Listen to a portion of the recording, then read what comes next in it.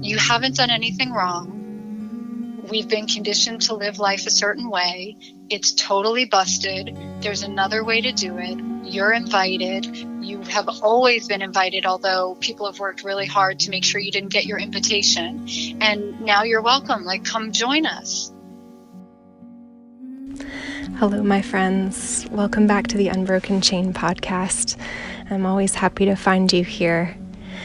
This week, we are hanging out with a beautiful spirit that I feel very grateful to have connected with through the mycelial web of the internet. This is Cameron Whetstone, who is a tarot reader and intuitive based in Brooklyn, New York. I actually found Cameron through a bit of a strange rabbit hole. I'd been looking into some disturbing trends that I'd been seeing in the wellness industrial complex, ways that consumerism and capitalism have really taken over healing as an industry, and in many ways perverted and made more difficult the work of healing. I don't know if some of you have noticed this, but QAnon, the far-right conspiracy group, has been reaching its tentacles into that world too. And I think there's a real need right now for spiritual communities and wellness communities to really deeply do the same inventorying and taking stock and holding accountable that all of us are realizing is important to do now. And I found Cameron through that web. I really appreciated her perspective. And I think, as you'll hear in this conversation, she has a really powerful and grounding toolkit for finding ourselves as we come undone in this moment. I really have a lot of compassion for everyone trying to make sense of reality right now. A couple nights ago, I rewatched Hypernormalization, which is an incredible documentary from Adam Curtis, who has several that have really changed my life and changed the way that I see the world. But it's really about how financial powers and political powers have manipulated our perception of reality as a shared space, in order to channel our life force where they want it, where it's advantageous for them. And I think as we are all awakening to the ways that we are entrenched and manipulated by those kind of oppressive systems, and we're reclaiming our consciousness and our sense of reality, it can be really disorienting to realize like how deeply gaslit we have been by the institutions that have claimed to be our protectors, benefactors, educators. And I think it's really important that as we continue to investigate that and liberate ourselves, that as much as we stay flexible and open to truth, that we also hold each other accountable to discernment, and that we don't just replace one paradigm to the next one that's handed to us.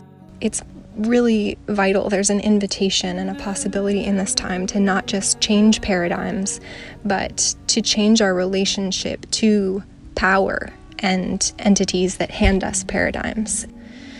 So, I want to suggest, if you're somebody that usually multitasks when you podcast, this might be a sweet conversation to really make a ritual out of and to be fully present with, maybe with a cup of tea or other plant allies that you work with, if that's available to you. I know this conversation is one that I'm going to be coming back to several times, and I'm so grateful that she has been down to share and that we are all here together. I'm sending you sweetness. Here is beautiful Cameron Whetstone. It's good to find you here. Yeah, how's your day been so far? It's been really sweet, actually. My partner is helping a friend move, so I've had the morning to myself, which has been really nice. That doesn't happen a lot lately, so. Yeah, I know. Solitary time. It's funny. I was having the same conversation. It's so important, and it's so easy, especially now, like we're all more or less confined, but I need so much alone time, and I don't think I've been getting it, and it's adding up. And yeah. my edges get a little frayed. Yeah, I was really noticing myself struggling, and then I was like, you actually know what's wrong. Advocate for the part of yourself that already knows how to deal with this. Yeah, I know it's hard to do, or it's unconscious until things get so uncomfortable that it's like, I have to do something. Yes.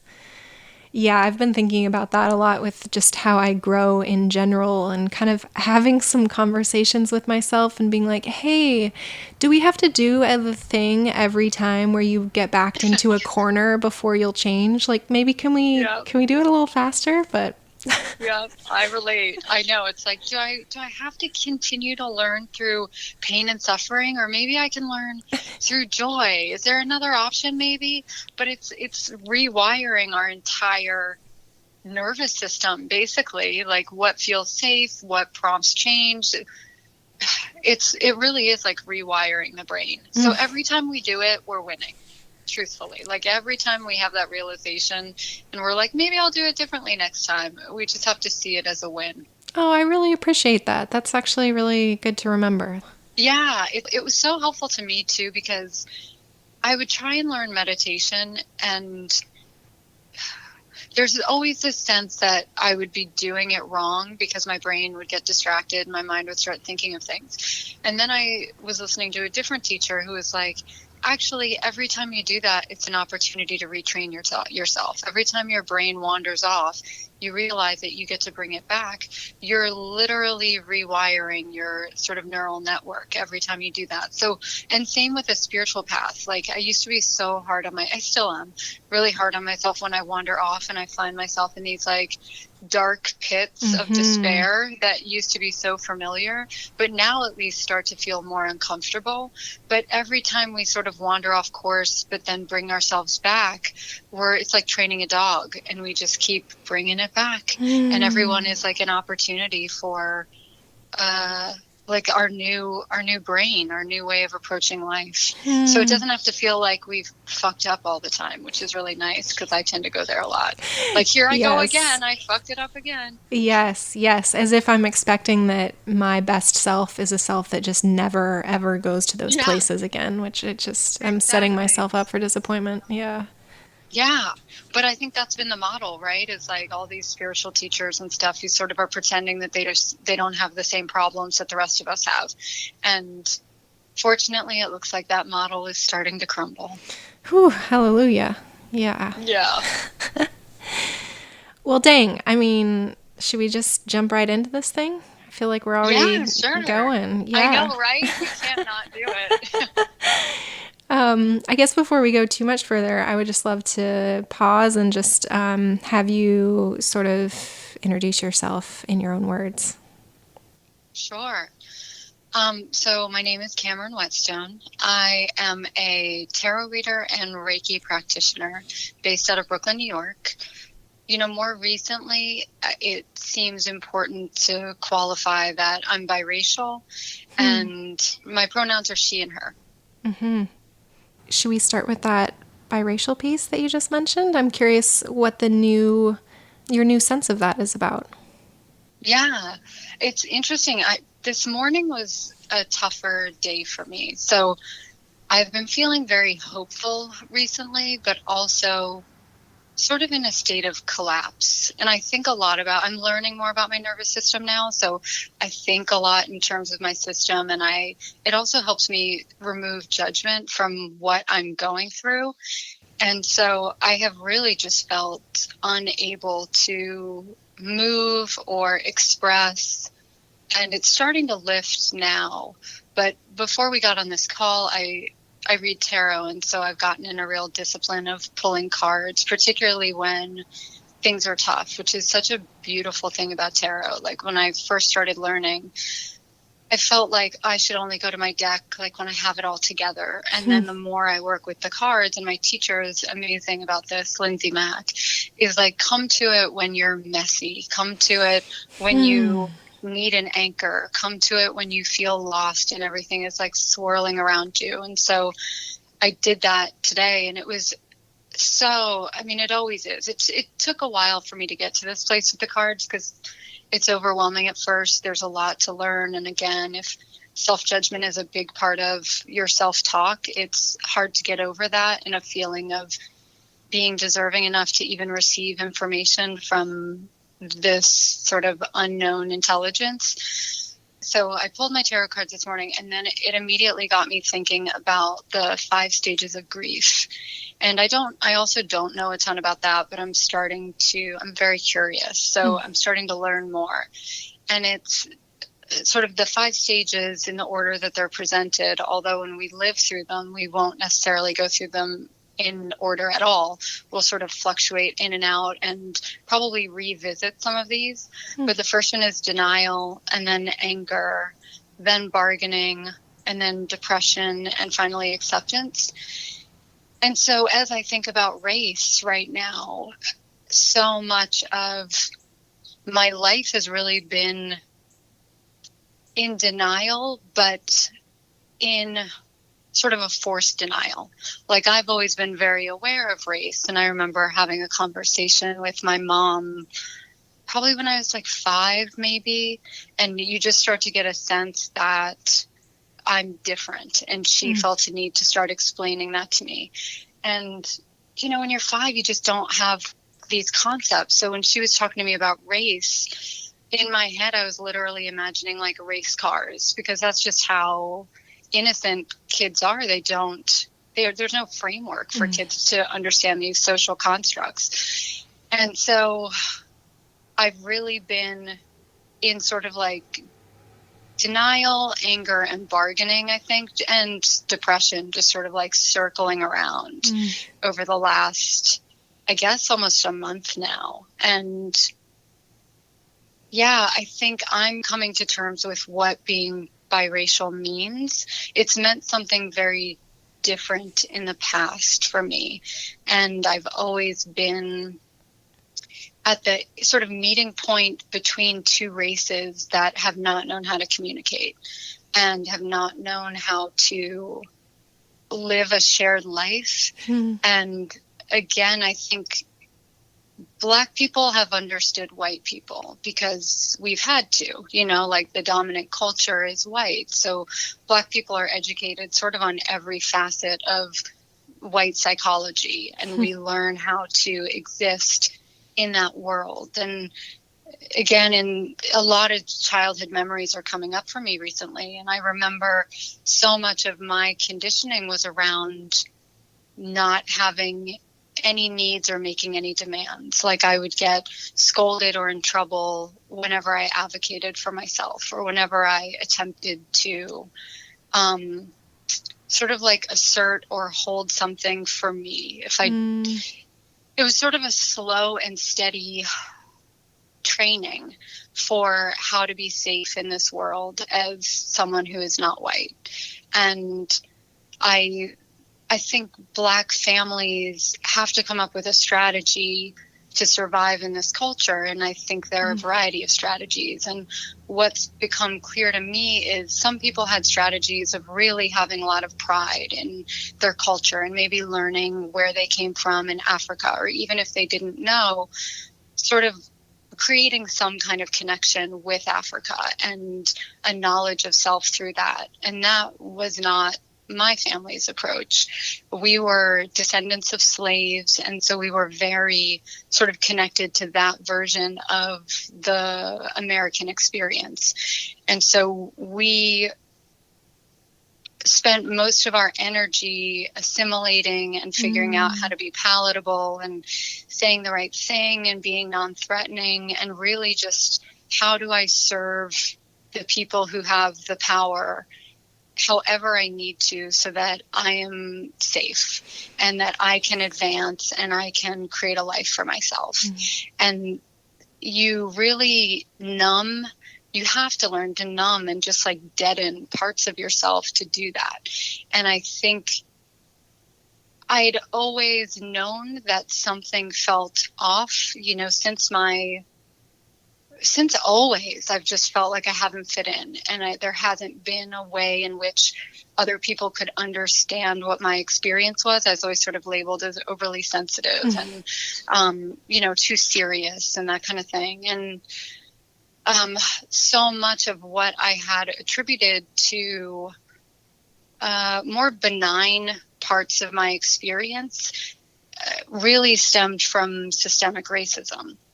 So like even, and so even things I would sort of through therapy and through sort of really, really going after any sort of tools I could find to figure out how to regulate myself and my system and depression and anxiety and all of these things that were such a part of my life for as long as I can remember. I ascribed how I came to feel so uncomfortable. I think part of it I felt like was my fault, which I've held on to until really recently. And I think that's probably part of what's crumbling now, and it's just shaking my whole sense of self. Right? Because you just feel like there's been this gaslighting going on all this time. And who could I have been if I wasn't sort of forced to take on a persona in order to exist in this culture. And I think what's beautiful about that is so many people feel that way in this culture, separate from race. Like, yes, race is the conversation on the table now, but I think a lot of people are going to be able to enter into this conversation because they relate or resonate with that experience of, we just don't have any tolerance for difference in this society. You're so right. I feel like I don't know anybody that's not been traumatized by this culture in some way, which is not to create like a hierarchy of hurts in any kind of way, but I do feel that like it's a universal issue. Yeah, I totally agree. And I think, I agree with you. I keep trying to figure out what is the right voice to have in terms of giving the appropriate weight to just how corrosive racism and how baked in, like how it really is at the core of this entire thing, and making sure that gets the understanding that we need it to have, but also inviting people into the conversation, because I do think heartbreak and empathy is going to be the thing that gets people to understand. And short of that, all we're left with are defenses. And I find the people who are unable to really engage in Black Lives Matter or some of these conversations around really listening to Black people, there's a lot of defensiveness and denial. And I think a lot of that comes from really rejecting parts of themselves that they're unwilling to look at right now. Are there other ways that you came to recognize or are coming to in the work that you're doing now that sort of that mentality that you grew up with of assimilation affected other choices and paths that you ended up going down? Yeah, I think what's scary to me right now is it's almost all of them. And I love who I am, and I'm grateful for who I am. And I have a lot of trust right now in sort of divine timing and all of us finding our purpose. And from sort of like a very practical sense, it doesn't do me a lot of good to wish that things were different. That's sort of like the bargaining phase of the 5 stages of grief, which I'm learning is like, oh, if it had only been different, and tarot is really good about teaching that too, because I think humans are very conditioned to live in a space where we give our power away by wanting to live in the land of like, oh, if it had just been a little different, or oh, if it weren't like this. And so it is the way it was. And I'm grateful for what I learned, especially to be alive at this time and actually get to talk about what has consumed most of my thinking for most of my life, which is race. But it's everything. It's hard to really break down. It's all of the decisions that we made as a family, as, my parents, my mom was Black, my dad was white. And I think at the time they both had just a lot of their own issues that made it difficult for them to remain married. And they got divorced when I was, I think, 5. But, if I talk to my mom about it now, race was a huge part of that. They got married in I'm trying to think. I was born in 1974. I think they had been married for 11 years before they had me. And so, or no, they were married 11 years total, I believe. So, late 1960s, they got married, and it was barely legal, if it was legal, for interracial marriage. Yeah. So I have no idea the kind of pressure they were under and how challenging that is, especially if, again, my mom's sort of template for life is the same template she passed on to me. So that's very much of, how do I be what other people need me to be? And that in itself is problematic in living a happy, fulfilled life. And so I think the two of them, we find people who, unless we've resolved our own trauma, we tend to find other people who are in trauma as well. Yes. And our traumas sort of attract each other, and we can choose to work through it together and see that we are calling each other towards healings, and that the sort of the triggering effect of being together can be used to transform. But I think it's almost, privilege is a big part of that conversation, like having the privilege to be in therapy, having the privilege to have enough self-awareness and understanding to even recognize that that's an option. I think most people just find themselves in a situation and they're like, how am I in this again? And I don't want to keep doing this. And so there's no resolution there. It's just like more and more heartbreak. And so I think there was a lot of residual stuff from my parents' relationship that did not work, that also informed my life. And I never got to see how two people of different races could come together and figure out how to dialogue and resolve things. And so, I have two parents. Neither one can fully understand my racial identity, because my dad's white, so he doesn't understand. And my mom is Black, so she has a different experience too. So you're just in this world where there's not really no one has really figured it out. And I think we're discovering now we get to do that work, but there's so much that's gone unsaid for so long. And I think white people just don't know Black people unless they have like very intimate relationships with them. Black people have really had to pretend a lot in our relationships with white people because of this power differential. And so we've had to present in a way that's appealing to white people if we're going to be accepted and allowed in white spaces, which essentially equals success in this culture. So like if I'm going to work in a corporation, I have to make myself palatable. And so I don't know if that fully answers the question, but I think everything is so muddled for me right now in terms of how race has impacted sort of the trajectory of my life. And it's kind of everything. Yeah. Well, that's what I find so compelling and magical and needed about the signal that you're putting out into the world is like, as you were saying, your parents couldn't quite prepare you for your experience of the world.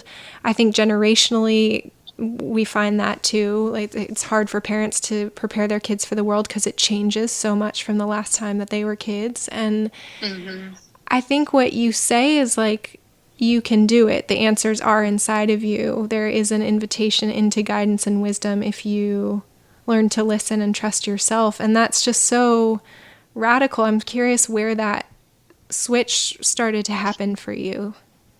Yeah. Great question. I think, as I mentioned, I started going to therapy. So I worked in corporate fashion, and I wound up living in New York, and a city I never thought I would live in because I found it very overwhelming to my system.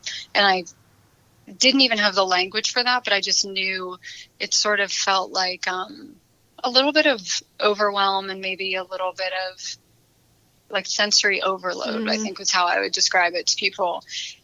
but then I lived in New York for a little bit and I loved it. And that was the closest I really came to feeling like racially I can feel comfortable there. I can be in a group of people where Black and white people are all friends. We were kind of dancing around, being really honest with each other, getting close to it. I grew up in the sort of 90s. I was in my late 90s, starting in the workforce. And I feel really lucky that in the 90s in particular, it seemed like there was a real push for deep dialogue. Like the music I listened to, there was a real social, especially in hip hop too, like a real social message and awareness and racial justice and all. And it was popular music. Like people were into it. We wanted to hear it. And then it felt like the 2000s came and everybody wanted Paris Hilton, and we all just kind of like checked out for 2 decades. And we were like, I want comfortable things, I don't want to think about hard stuff. But coming to New York, I really pretty quickly was like, I don't have the tools to get through this, and I don't even know what this is. So it was trying to find a therapist, and found a therapist, and creating all kinds of chaos for myself in the in-betweens, and like getting into relationships that were just not healthy. And I moved to Ohio for a job, and that's where I wound up meeting the man who would later become my husband. That was great. But again, like I said, trauma attracts trauma, and neither one of us had really resolved our trauma. So we moved back to New York, and my dad got sick not long after that and passed from lung cancer. And so after that, my husband started therapy, and that's when we really started to get some work done. And that was huge. And then I've always had this spiritual calling. And really, my dad was into Buddhism. I think he really liked Buddhism because there were not a lot of rules. And I remember him just like laying down to meditate and sort of falling asleep, but being like, yeah, this is what Buddhism is. And so I liked the idea of something bigger, and I've always been drawn to that. And I didn't know it at the time, but I felt so unlovable. And when people, and this is the way I teach my classes, when people are starting to think about developing a relationship with spirit, the first thing we have to look at is sort of our relationship with our parents and our relationship with what we believe love to be. And so for me, love felt like longing to me. That was the best way I could describe it. It was this thing that I just really wanted to receive, but I had to perform to receive it, and I never really got it. And so some of understanding that really transformed my spirituality opening up. And that happened while I was doing Reiki training, and while I was learning about the tarot from Lindsay Mack. And Lindsay Mack really introduced the idea of trauma to me and the nervous system and working with trauma. And that I didn't even know what I was hearing when I heard it.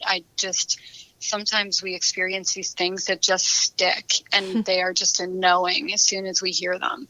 And that's the way I felt about that. And I felt permission finally to be all of who I was, which is what we get to do. Like whatever this magical force is in the world loves us all unconditionally and wants us to bring all of us to our practice. We don't have to deny any part of ourselves. And that was not something I had experienced anywhere else. Spirituality in other ways had felt like other versions of conforming, or other versions of hiding parts of myself because I wasn't good enough.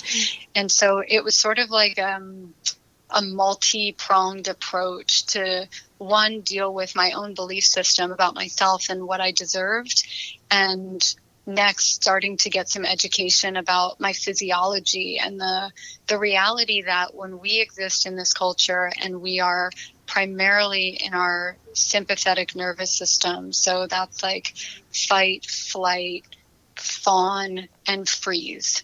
And I think in our culture it's primarily like drink a ton of coffee, be type A, like go and get it, go rip it out of somebody else's hands if you have to. It's yours. It's either yours or theirs. Go grab it. And I could never fully adopt that. So even in corporate fashion, I've come to understand there's a lot of sort of, you're either the bully or you're being bullied, and you have sort of more of a victim mentality. And I was more on that side. There are a lot of bullies and a lot of narcissists. And so I just felt like I was weathering a lot of abuse throughout my career, but really trying to be a decent person. And getting to understand that I didn't want to live in a place, because I was just super caffeinated, and that was where my drive came from. My drive really came from like neuroses and needing to perform to get approval. And in corporate fashion, unconsciously, everybody's playing the same game. So the people at the top are withholding approval so that you'll work harder, right? Jeez. And I don't know if they even know they're doing it, but this is the unconscious dance. And so Carl Jung said this, like, until we make the unconscious conscious, it will rule our life, or it will run our life, and we will call it fate. And so I lived life feeling like things just kept happening to me. And why do these same things keep happening? Why do I move to Ohio and I'm like in the exact same job dynamic with the same boss that I just quit and left? And so you start to understand that our nervous system is a big part of it. And our system is programmed to seek resolution. And so we create these loops unconsciously for ourselves to give ourselves an opportunity to choose differently. But if we're not present enough to understand that that is an opportunity, we're going to just keep choosing the same thing, and we're just caught in this same loop. And for a lot of people, they'll just keep doing this their entire life.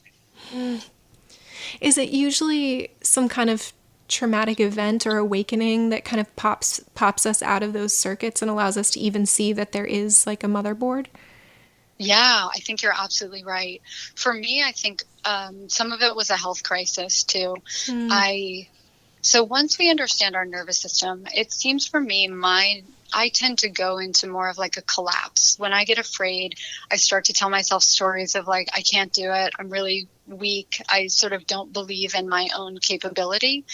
And I'm wondering if that leads to a certain type of autoimmune condition or certain types of, and so people who have a different response, let's say people who, when they feel attacked, they fight and they get enraged and they're like, hell no, I would imagine that leads to a different kind of autoimmune condition. So for those who, like mine, tend to be eczema or digestive issues and developing all these weird allergies. But I wonder if for other people it turns into hypertension. And so I think the way in which sort of our coping mechanisms impact our nervous system, it does lead to a health crisis one way or the other.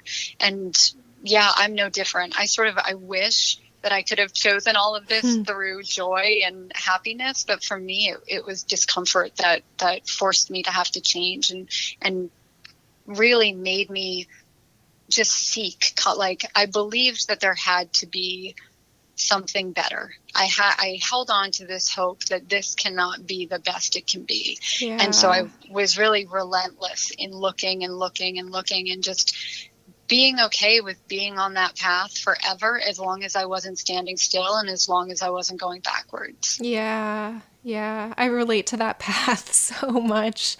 Really? Yeah. I had a moment last year in a sweat lodge where I just found myself like praying with my entire being because I had just been, pushed to the absolute, like, well, I guess I'm going to die here. So I might as well speak out and communicate my desire to live. And it's really beautiful because I feel like it's in those moments that I create meaning, that I create God. Yeah. But it has taken me to be very humbled to get to that place where then I welcome that into my life, hopefully all the time. Yeah. That's beautiful. And I resonate with that so much. I think I felt this way a little bit about the pandemic too. It was, I really wanted to express myself for a long time, especially in this space, but it almost took a fear of what if I don't make it? What if I get sick? Well, I'm not guaranteed any more days. And I think we always have that sense in us. But again, I think a lot of it is cultural conditioning around numbing out to the magic that's around us and the mystery of life and nature. And, it's so systematic, the ways in which we're so removed from ourselves and our body and our connection with other people and our connection to nature, that we forget that we are all here with a unique purpose. We're given zero time. Like, this is truly, and I am so cautious about saying this because the pandemic is affecting people in so many different ways. And I am sure listeners will be dealing with grief and loss and so much fear. But the other reality about the pandemic is and some people are working. So this is also a very sort of privileged way of experiencing the pandemic with not working. But sorry, I keep wanting to qualify my words. Some people might be out of work and it doesn't feel privileged at all. So I want to acknowledge that. But I've been financially okay and I've had some time off. And it has made me so aware of how little time we have to even think, let alone begin to dig into what's going on inside of us, and even have the time over a weekend to unearth, like, let's say you're imagining or you're working a full-time job, which is what I did. You're depleted from the work week. You come home, you have Saturday and Sunday. The idea of just like unearthing all of your deepest stuff on a Saturday and thinking you're going to clean it up really nicely and tuck it back in for Monday morning isn't realistic. It's sort of like our psyche knows we can't do it in that amount of time. So it's just like, all right, my solution was for a long period of time, I'm going to numb out, I'm going to watch some reality TV, and I'm going to drink a lot of alcohol. And that got me through a lot of years, but it also got me really sick. And yeah, I 100% agree with you that we bump up against something that we decide it is my silence is going to hurt me more than speaking out will. What has it been like for you to step into speaking out more and teaching lately? Because this has been from within the last year, right? Yeah. So I mentioned I worked in like a corporate version of fashion design, and I had to present at work, and I came to that later in my career. So I'm 45, just to like throw that out there. So working in fashion for 2 decades. And it was really like the last 5 years of my career where I felt a pull or a real desire to learn to present. And I was fortunate enough to have a boss who was a really great presenter and really comfortable. And she went to drama school. She went to be an actor.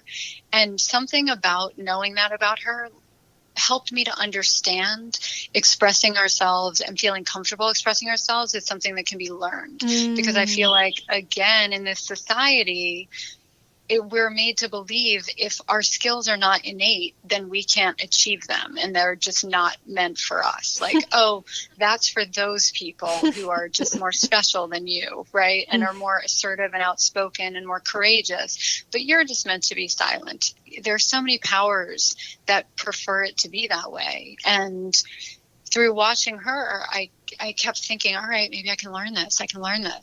And it was just slow and steady. And you sort of accept you're going to do some presentations and feel not good about it. And, you try and reframe it so that you're instead of punishing yourself, you're like, at least you showed up and you learned some things that you might want to do differently, and it didn't kill you. Like, you're still okay.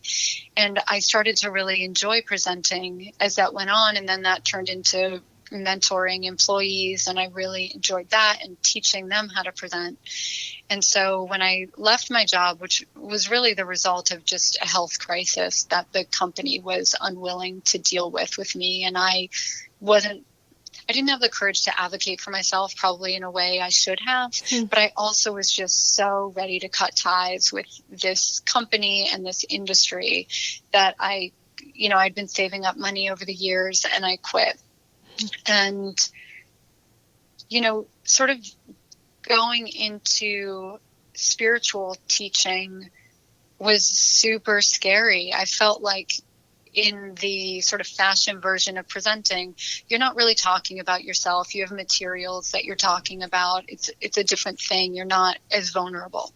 And so when it came time to expressing sort of a more true part of my being, I once again was just frozen.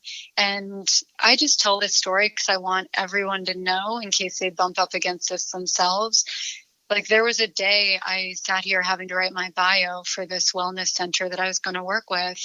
And I felt like I was going to have a nervous breakdown. And part of it was, one, I think the racial component of not really identifying a sense of self for myself before, like, other than being what I needed other people or who I needed to be for other people, I hadn't considered a lot of who I was and what my voice was. And I felt like a fraud, and I felt like I had nothing, no words, nothing that would come out of me.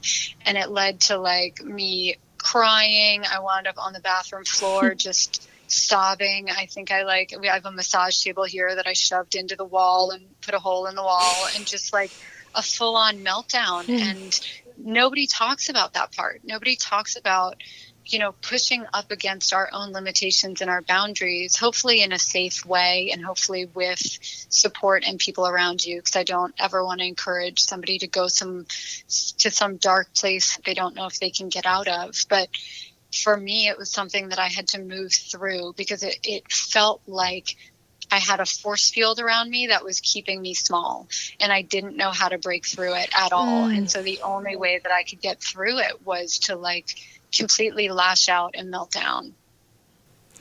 And then to find yourself okay on the other side of that? Yeah. I mean, the words took a little bit longer to come, and they still do. It's like you think you accomplished something. And this is, again, I'm going to bring it back to the tarot. The tarot is so much about the cycles that we live in life and understanding that life is spiralic and our experiences in life are not linear.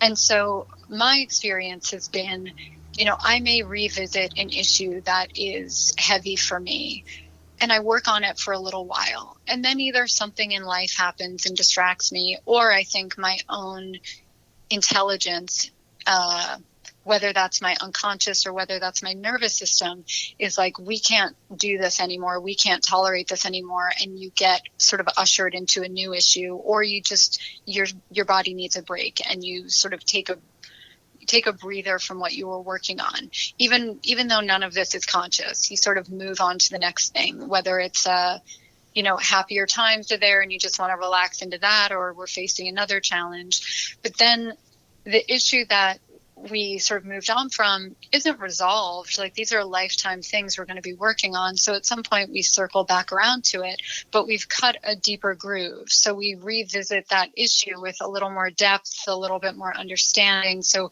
every time we come back to it, we're able to do a little bit more work, and deeper work. So that has been, I'm sort of cycling back around to writing a more real version of a bio that's more true to me. And I'm struggling again finding words. I haven't found that it's quite as intense as the last one. The last one felt like an existential crisis. And then this one is a little bit more of like, okay, you did this once, let's dig, and we can find the courage to do this, and we'll just do a little bit every day. And that also, this leads me into a conversation about reparenting and how much of this work is learning to have a compassion and a tenderness for ourselves, because my whole life I thought I would get better from berating myself and from telling myself I wasn't good enough and just do better, and really being just punishing. And I've started keeping a photograph of myself as a little kid, like a toddler, on my desk. And when I start to go to a place that's cruel, basically it's like the internalized voices that we've grown to believe are encouraging of productivity, but actually are just soul crushing. I'm learning that I can have a completely different voice with myself, and I can be really kind, and I can, imagine that I have my little younger child self on my lap, and we're going to write this together. She's just going to sit with me, and she's going to know how much I love her, and I'm doing this work for her. And that has really, really changed my relationship with myself and my relationship with doing spiritual work. My whole body just melted into a puddle in my bed. That made me feel so good. Thank you for sharing that. Yeah. Yeah. Yeah. That's the other thing about all this. I feel like it takes about 50 different tools to get through a day. And that's not to overwhelm people. Like, you start to just acquire them, and then all of a sudden, you have all these, whether they're mental or sort of like physical, practical tools. You sort of approach spirituality that like a hobby, like anything else. And there's been this notion, and I mentioned this before, that sort of if it doesn't come naturally for you, it's not for you. And it's like in any other thing in this life and in this society, if we want to be good at, or we want to have some sort of mastery or some sort of sense of fulfillment, we understand it requires effort. It's like, if I want to play an instrument, we accept that we have to go and practice, and we have to do this every day until it becomes muscle memory, or until our brain sort of imagines the notes before we're even sitting at the instrument. And so it's the same thing with spiritual tools. We're rewiring our brain to remember that there are all these resources around us that we can pick up and use, because life is going to continue to present us with challenges. So how do we just continue to show up? And I think a lot of that is making spirituality enjoyable and fun, and really following the calling of our spirit. Like, I've loved tarot since, high school or early college, and I kept buying it and feeling like a failure and putting it down. But I just kept going back to it until I found the right teacher, or until I had done enough work on myself that I realized I do deserve this, and I am smart enough to learn this. And, I could work through all of that really shitty self-talk and realize none of it was true. But I think it is about that. It's about shifting our gaze away from the sugar and the candy and the things that we're told should make us feel good, which is essentially like comfort and numbing out. And it doesn't make us feel good, and it doesn't give us any tools. I mentioned, I was watching The Housewives. I was watching basically like every show on Bravo for 10 years probably, and drinking close to a bottle of wine a night. And I got no tools from that. But that was like, I got the stamp of approval from society for that. And I could go to work and talk about reality shows and, engage with other people and feel like I was a part of this group. But it's behavior that's hurting us. And so there is a whole other world that is ready and waiting and welcoming for people to come into, which is this world of spirituality, which is so vast. And that's why I think so much of my message is about, you are welcome. This is your place. Your body was designed to be an antenna for spirit, and you don't need to have psychics in your lineage to believe that this is here for you. It's literally here for all of us, and anybody who's telling you different is from a model where they made money off of you believing that you can't achieve what they've achieved, and that, you get to be their repeat customer.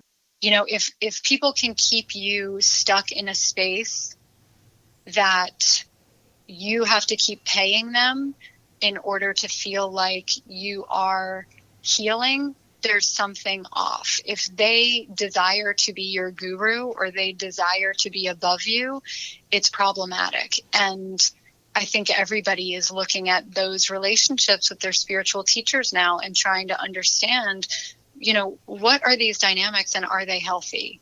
And frankly, there is just a lot of narcissism in the spiritual world. And I think the people who have become gurus and teachers have really liked being up there. And it's been shocking to me to see how difficult it's been for so many people to have empathy and to find language around the Black Lives Matter movement. And these are people who have been educating and teaching a lot of us on, empathy and our soul work and, love and light and all of that stuff. And it's like, that's all great, but actually, it's not all great. It's super problematic. And I think the veil has sort of been lifted, and we're looking at how much wellness and spirituality just became another industry and just became another money-making venture, and egos got involved. And I'm excited to see that we are seeing things more clearly, and it leaves such a beautiful, wide open space for a real community of people who are all trying to lend a hand so that we are all standing side by side in our healing journey, and that no one needs to be above anyone else for us to do this work. Cameron. Yo. That's fucking incredible. Thank you. Yes. Yes. You just brought so many threads there together that I feel like speak to what is happening in this particular moment right now. Yes. 100%. Yeah. Yeah.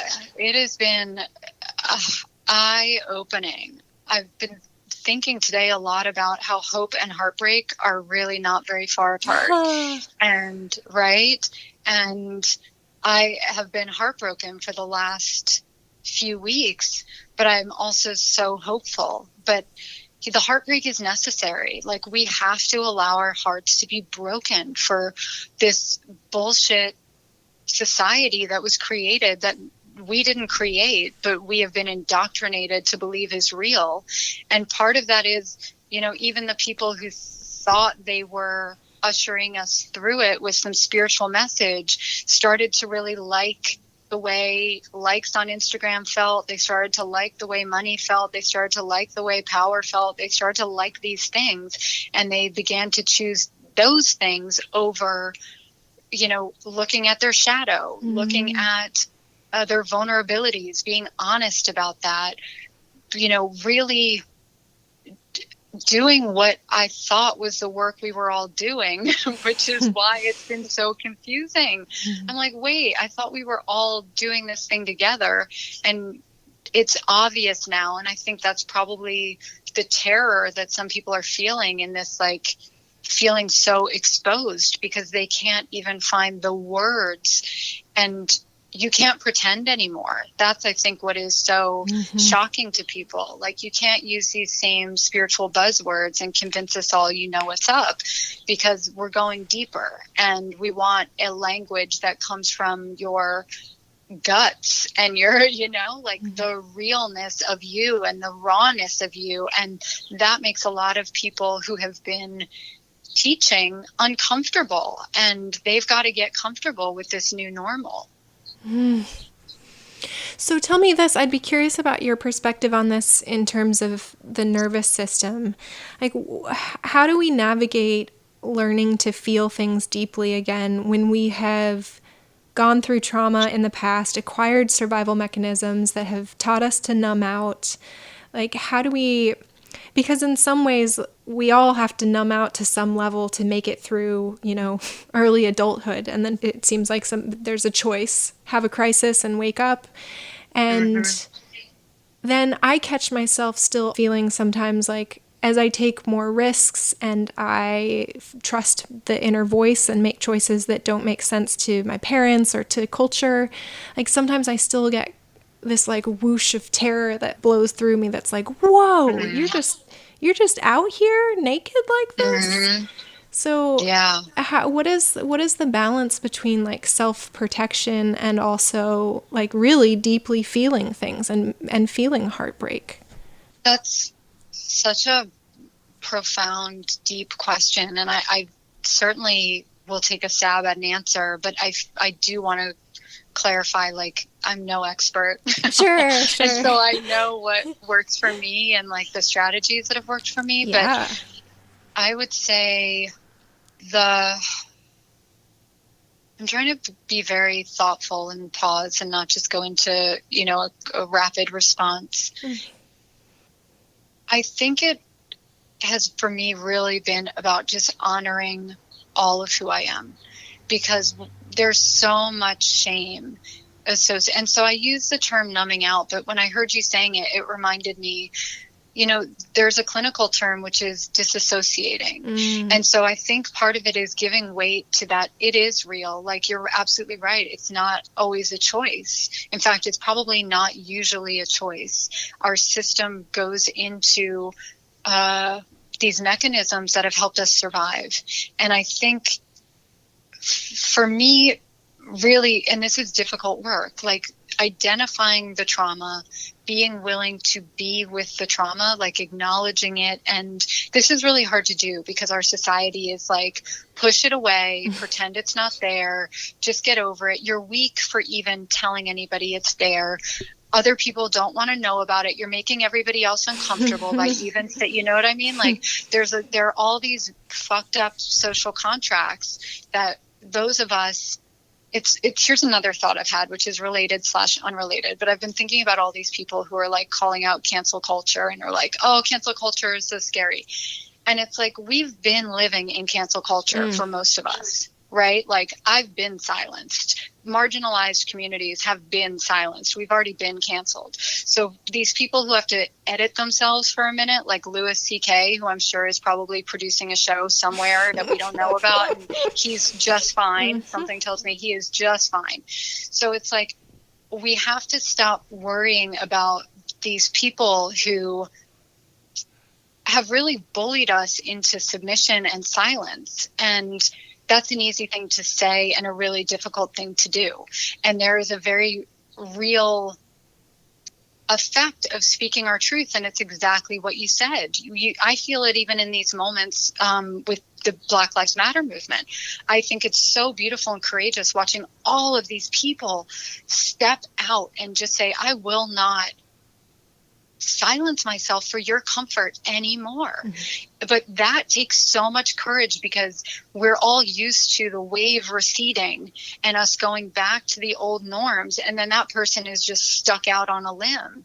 And so I think we're all really used to seeing that. But something that's happening now is I am watching that courage, and it's giving me so much courage. And I am thinking about, my ancestors in a way that I haven't before. I've been so disconnected from my ancestors. I felt like, I couldn't even touch the amount of pain and suffering that they've been through. And I felt guilty just that my life was so much easier, and what they had to live through to provide that for me. Like, it felt easier for me just to not even go near that. And so only recently have I felt, okay, I'm doing this for my ancestors. I'm speaking up. And I think really finding a purpose, which sounds, again, easy, but is really hard. But I like to remind people, a purpose isn't really something we have to go out and find. A purpose is how we choose to engage in our life.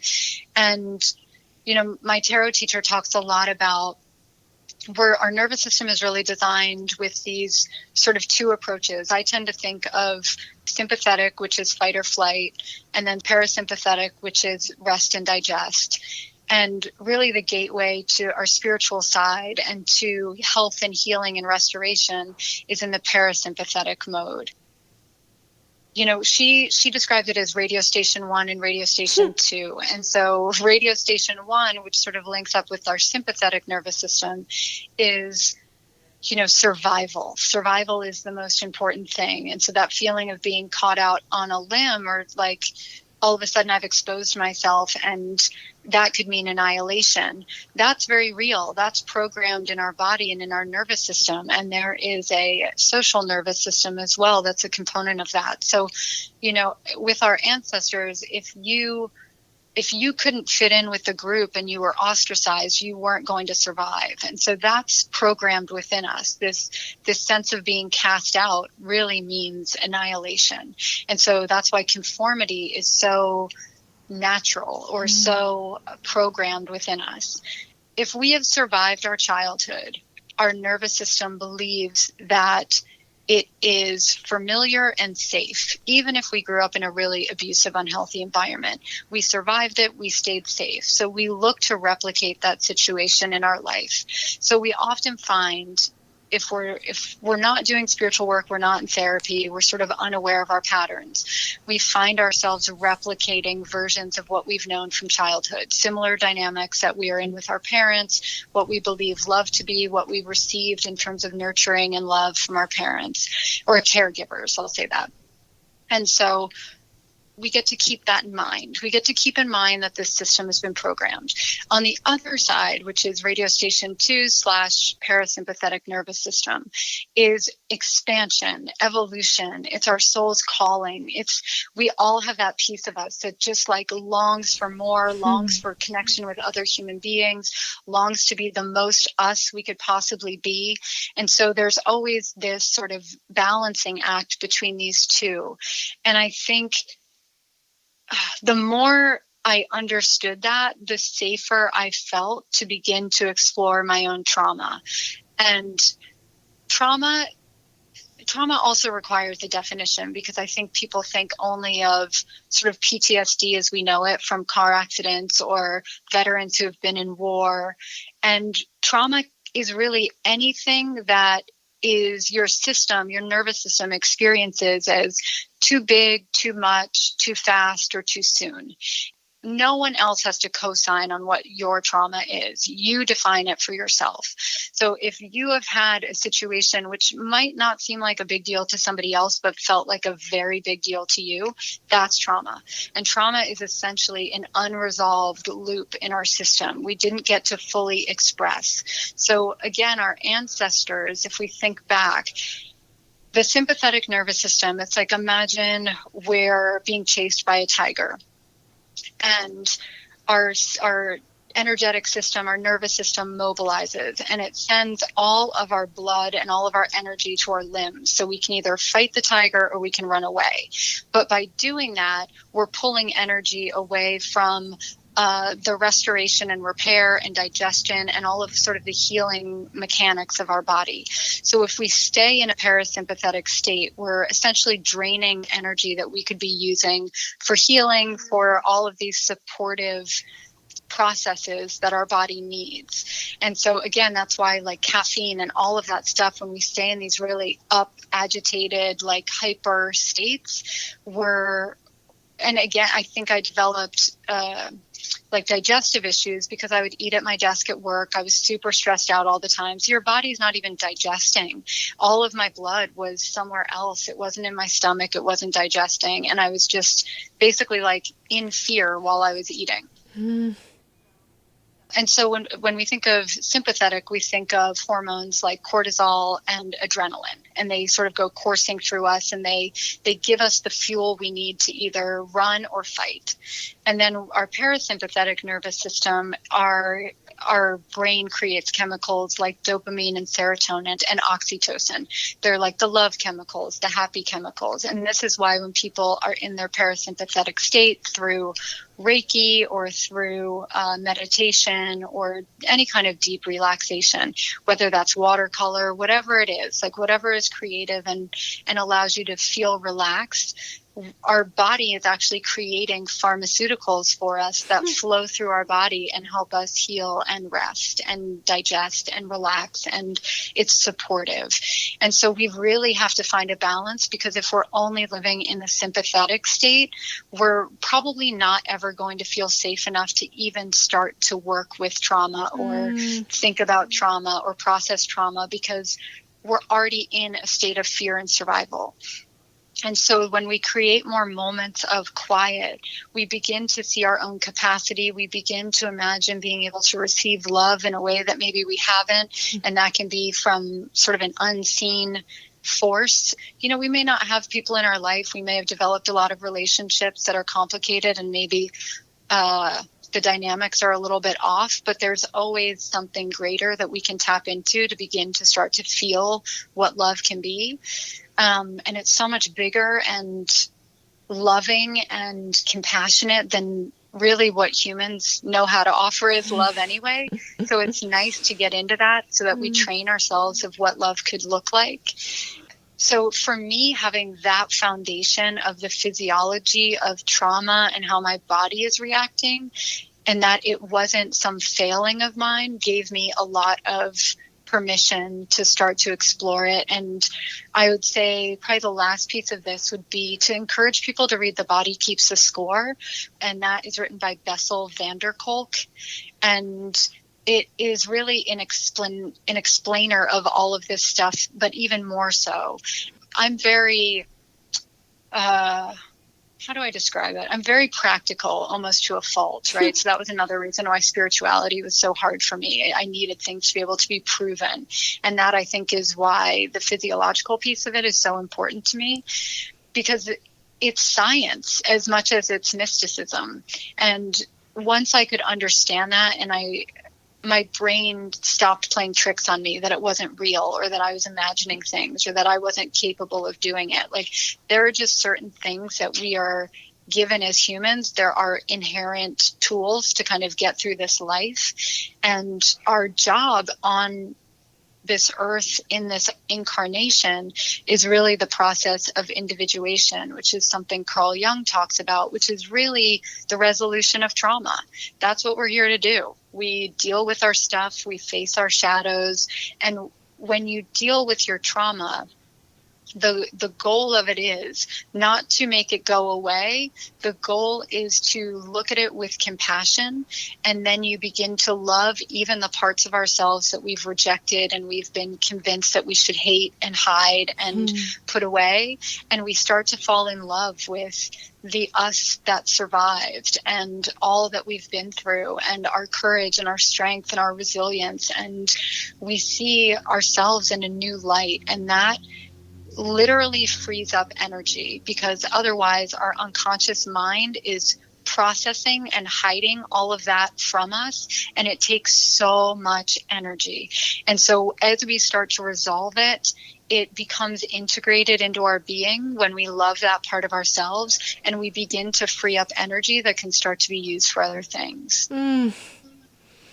Thank you. That is so comprehensive, and it really helps me understanding the nervous system to be able to see what's happening inside me with a new layer of perspective, I think. So thank you. Yeah.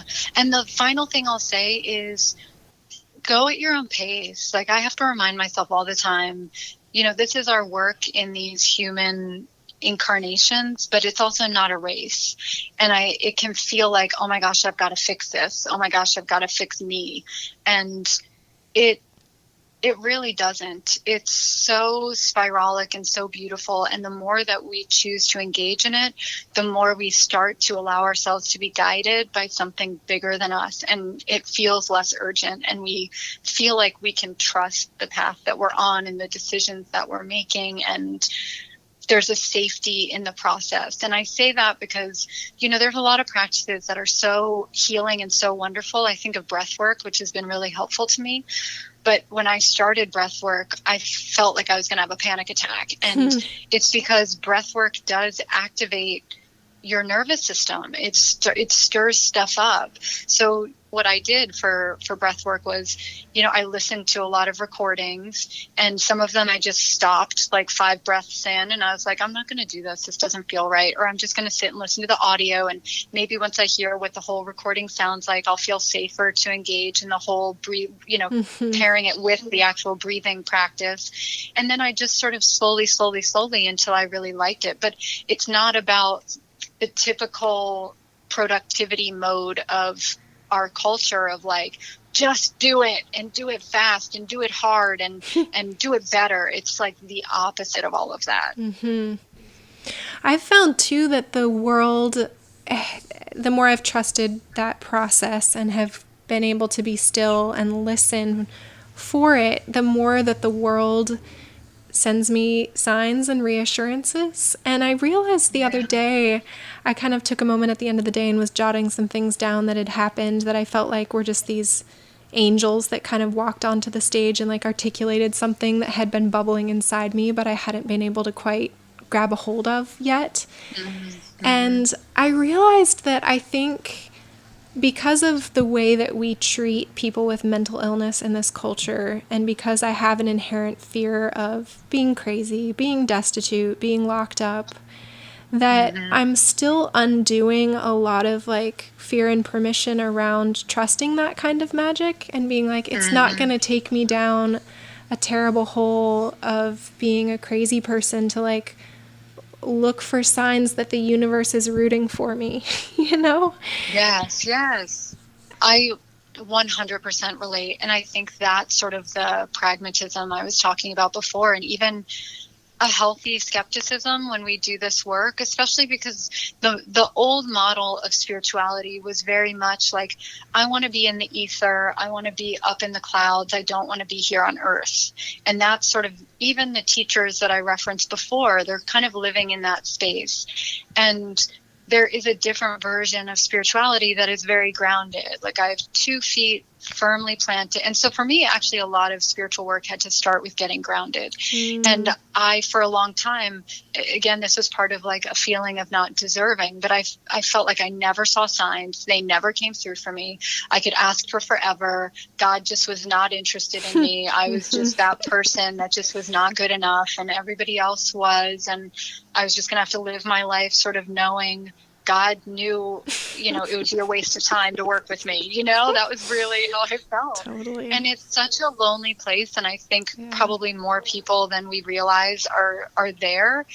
And I 100% now believe in signs and voices. And I've heard some people say, when we get messages, does it even matter if it's coming from our subconscious or something, a greater intelligence? Because either way, they say we use like 3% of our brain, and the 97% is just like, we don't even know. It's controlling our autonomic nervous system and gathering information all the time. Like, my experience has been, all of our senses are here for us. Like, we communicate with spirit through our senses.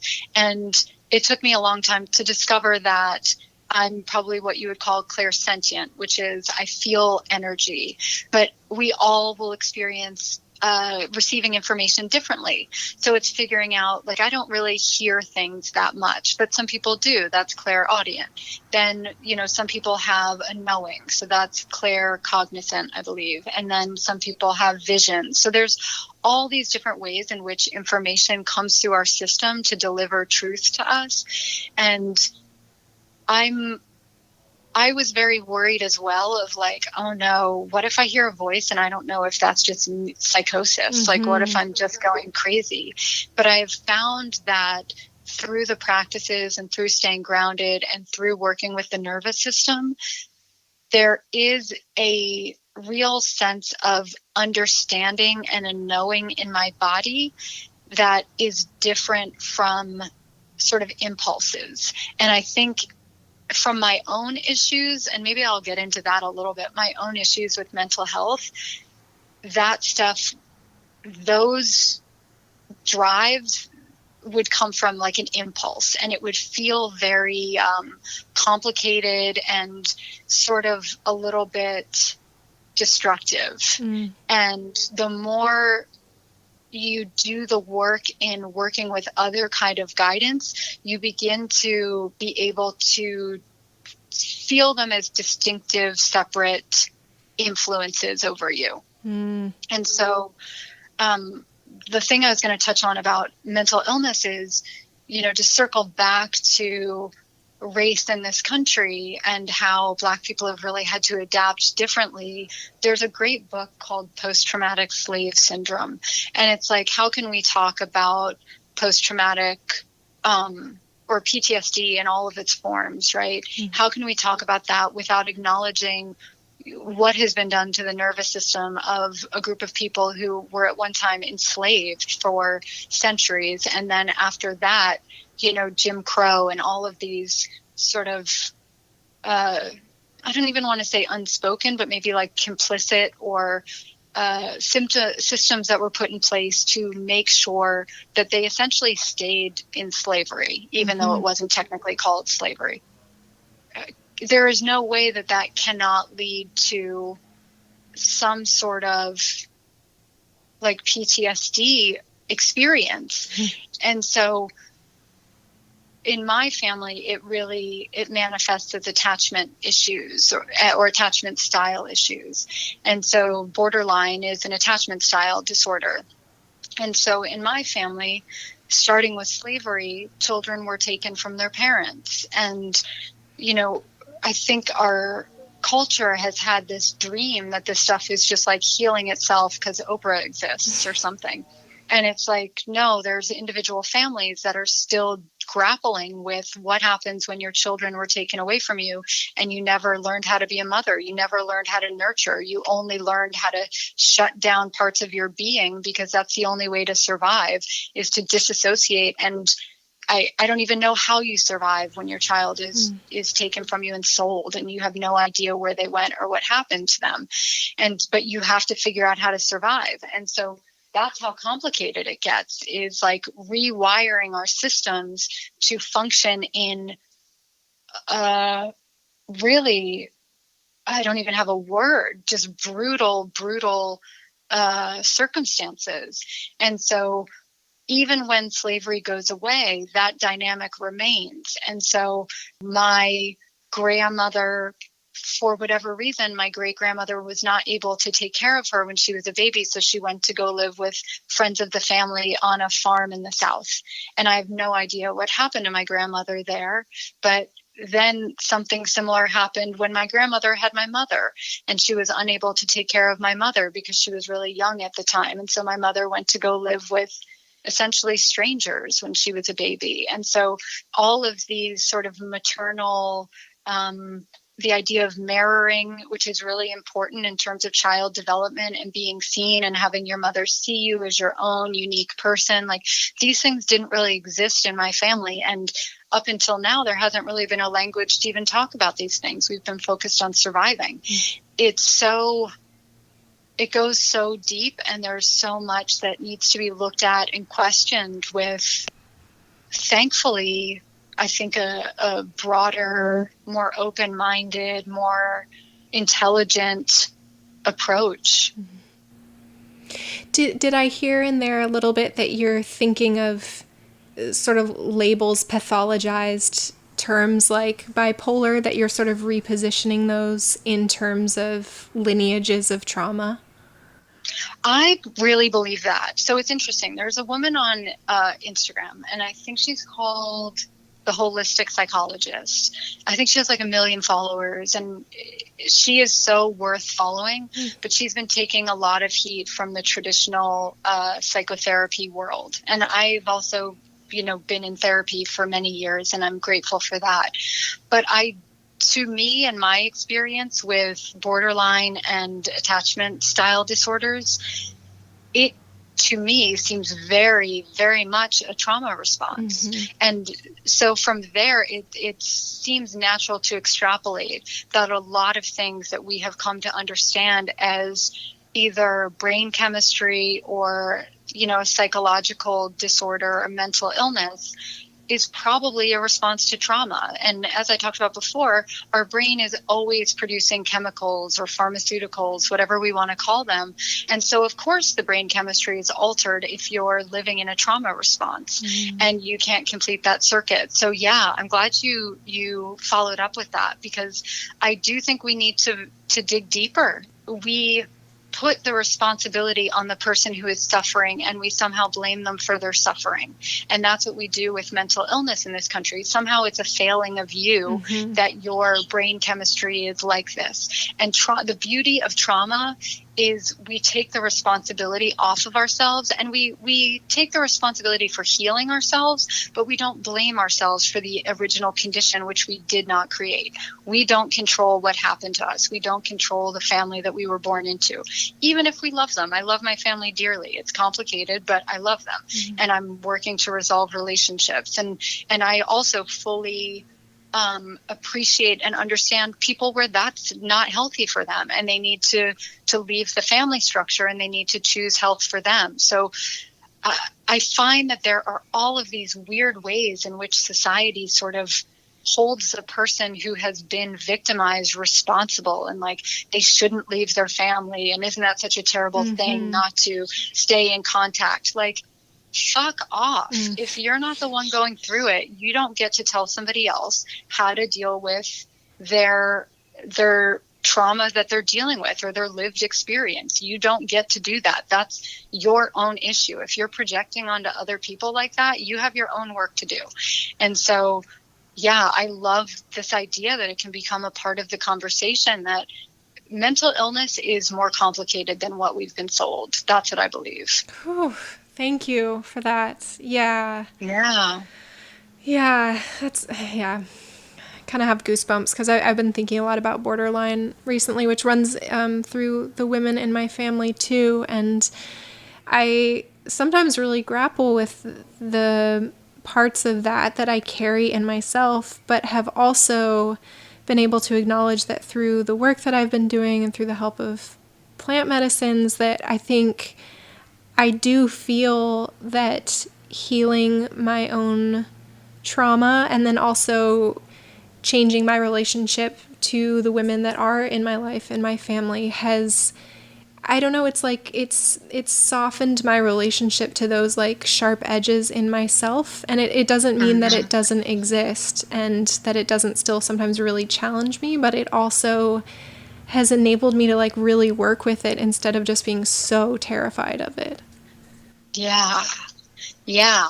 And that's where the power comes from, right? When it flips from avoidance into engagement.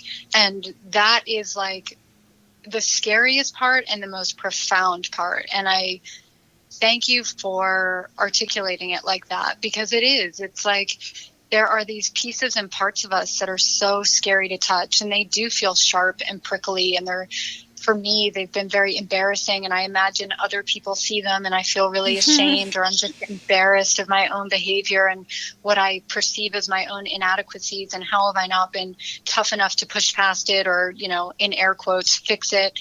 And it really is just about looking at it with so much compassion.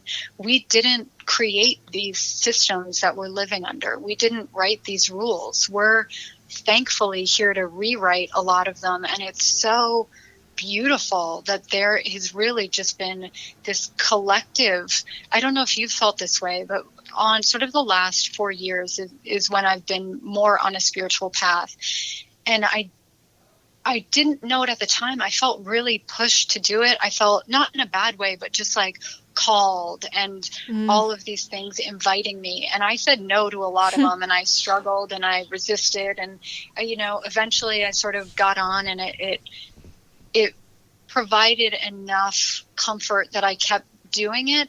But I've had a real sense that I was preparing myself for something. And I feel like a lot of us have felt that way, that we've been in these little silos, sort of preparing ourselves for something that we didn't know what. I imagine 2020 was like, I keep joking, it's like, you know, lollipops and unicorns and rainbows. Oh my gosh, 2020's vision, it's going to be incredible, you know? And we didn't get that version of it, but we're getting this version. And so all of these little, like, you know, spiritual pockets we're all finding each other and coming together, and like, oh my gosh, that's exactly what I was thinking too. I'm doing my own work this way. And really my biggest dream is to just get the message out to people that you haven't done anything wrong. We've been conditioned to live life a certain way. It's totally busted. There's another way to do it. You're invited. You have always been invited, although people have worked really hard to make sure you didn't get your invitation. And now you're welcome. Like, come join us. That's love. Right? Yeah. I really look forward to reading your book one day. Aw, thank you. I'm like for sure really struggling with the part of expression that requires me to show up and take daily steps. Like I that's where I get frozen. I love having conversations. I'm finding I like even talking into video on IG, which I never thought. But there's something about, I don't know if it reminds me too much of like my corporate job of sitting at a computer all day and just fumbling with the technology of it, which starts to feel really laborious. And I can't help but wonder, the way that these apps are designed, and they're really designed to make us stay in them as long as possible. So is there like a certain level of clumsiness that's designed into it so that things are taking longer than I feel like they should take? And just like I'm having to click more than I feel like I should to get something posted on Instagram. And it frustrates me and angers me. And it's, for me, how do I get my thoughts out faster and as accurately as possible? And I've found speaking feels the closest to that for me. So maybe an audiobook. Yeah. It's interesting, though, when you were saying at the beginning about how writing your bio was challenging you, which, again, I can relate to also. But I also feel a shift, like you're saying, as we move more toward mutual aid and real community. I also feel that this idea that we specialize is falling away, and it's really like, however we do things, whatever we're doing, great, but it's like, what is the signal and presence behind that? And I really think people like you who are just letting it come out of you and exploring what that wants to be, like that I really believe that that's the way forward. I think that's what we're all moving towards. Thank you. That is very helpful for me to hear, because from my perspective, all I can see is like the Instagram page that doesn't look as perfect as it should. I don't have like a clear branding strategy, all the bullshit that we're told is right. We're required to sort of fall into in order to be legitimate enough for anyone to listen to us. And, I was talking to somebody else who had a message that they wanted to share, and she felt like she needed to get a master's or she needed more training. And I think we all always feel like we need more training, especially if we want to do spiritual work. There's always that like one more class we feel like we have to take before we should share. But I mean, if credentials were going to save us, it would have saved us. And I find it so interesting that there may be something to really, as you were saying, sort of like breaking through this idea of what an expert looks like. And there's so much rigidity in what the teachings were allowed to come through. I'll just use sort of our medical system as an example. They get like 2 hours on nutritional training or something insane like that. And so it's like, we're sold this idea that someone has a certain skill set because it's wrapped up in these credentials, but we don't really know. Like, we have to start listening to people. We have to start trusting ourselves to know if that person is trustworthy, which means we have to do our own work, because I've been fooled before, and I'm really trying to hone in on picking up on signals that feel authentic and truthful and loving and kind. And so it's really about gravitating towards the energy of people who are willing to be honest, even if honesty is uncomfortable, and people who have been pretending that they had the answers or have the answers. I think we have to approach that with a very healthy skepticism. I appreciate that, because I feel like those were some of the first steps that I started making when I was still more invested in the Matrix, for lack of a better word. I think when my antennas were starting to kind of perk up again, and I was like, no, we're not doing this anymore. I think it was exactly that process of just like, okay, what frequency am I going to tune into? Mm-hmm. And it's scary at first. Like, I would say when I was first starting out, I didn't trust myself at all. And the nice thing is, a lot of it, and again, there was like a lot of therapy leading up to it, but a lot of spiritual practices like breath work, tarot has been huge for me. Journaling is big. Chanting has been really important. Like, a lot of these things ground you in your own energy so that you start to, Reiki. I can't believe I didn't say Reiki. They get you familiar with sort of your own energetic frequency. And when you start to feel that, you feel a sense of yourself in a way that I hadn't felt it before. And when we can begin to really, for lack of a better word, I always feel like this sounds super corny, but it is kind of this like relationship of this like love affair that we begin to have with ourselves that isn't romantic, but is just like the purest kind of love. we start to see things more clearly because we're not as invested in who we need that person to be for us.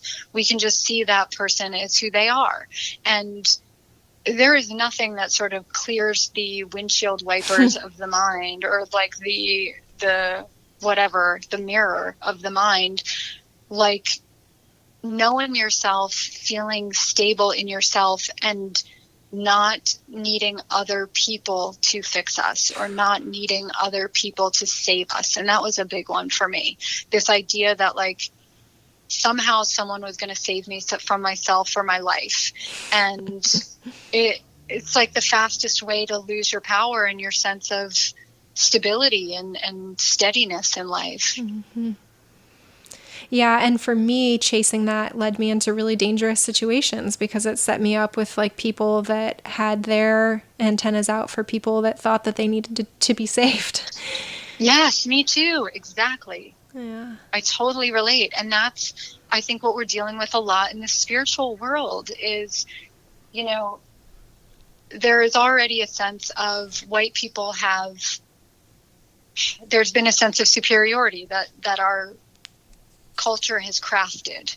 And above the superiority of how white people have felt is the superiority of the spiritual saviors who are healing them.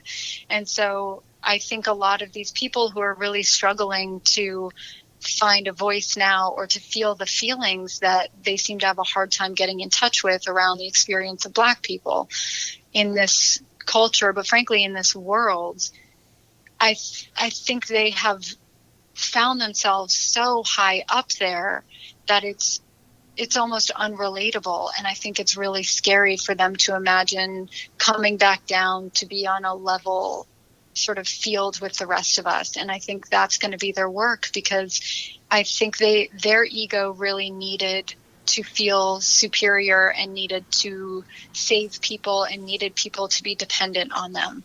And it wasn't, as much as it wasn't good for us, it's also not good for them. But someone sort of said to me, we dehumanize them by putting them up on a pedestal. And I feel like I'm not taking responsibility for that. Like I refuse to blame myself for why they were on a pedestal long before I got there. And that was something that clicked in with their spirit, even though they've been claiming to do their own deep soul work. And so there are some blind spots that they need to look at that I'm not going to take responsibility for. Oof. Wow. I like that. Yeah. We can only own what we can own. And I think that's a big part of what's happening now is figuring out, I'm someone who's gone through life with an approach of over responsibility, where I've felt the weight of the world on my shoulders, and it's not productive or useful or healthy. And so I have to practice right sizing that all the time. Like I'm not single-handedly going to save the planet through my recycling, no matter how neurotic I get about it. But, as we come together in community, then things do start to change and we really can have a broader impact on things. But I'm taking too many people off the hook, and I'm burdening myself when I'm overly responsible.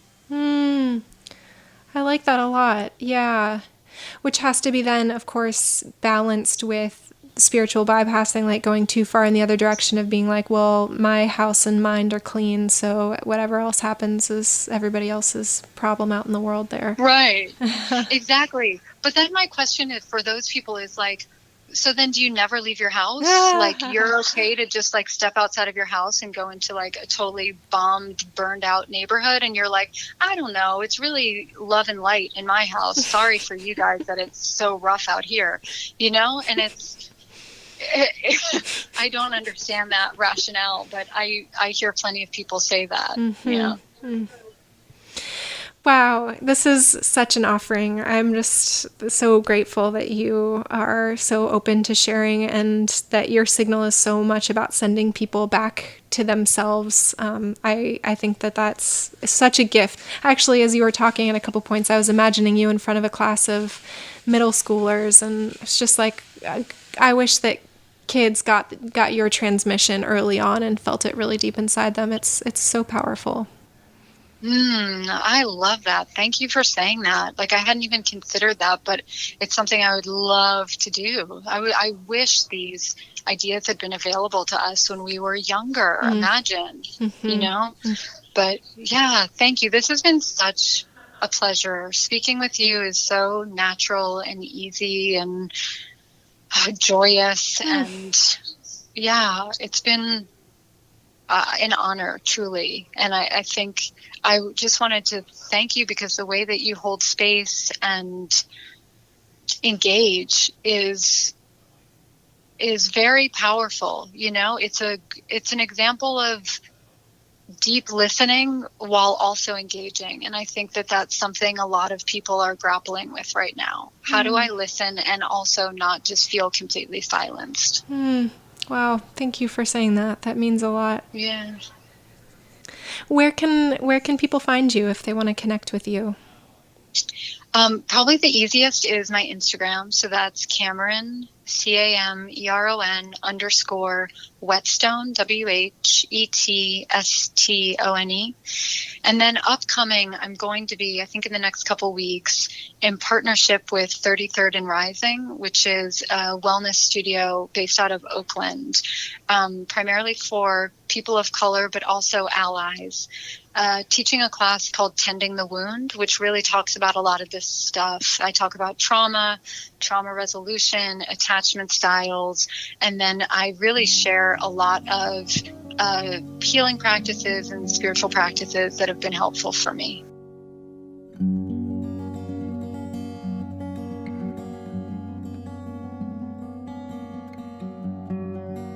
I feel you out there.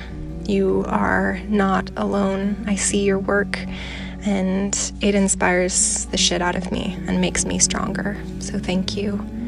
If you want to find me, I'm also on the internet at maurajames.com and Maura James on Instagram.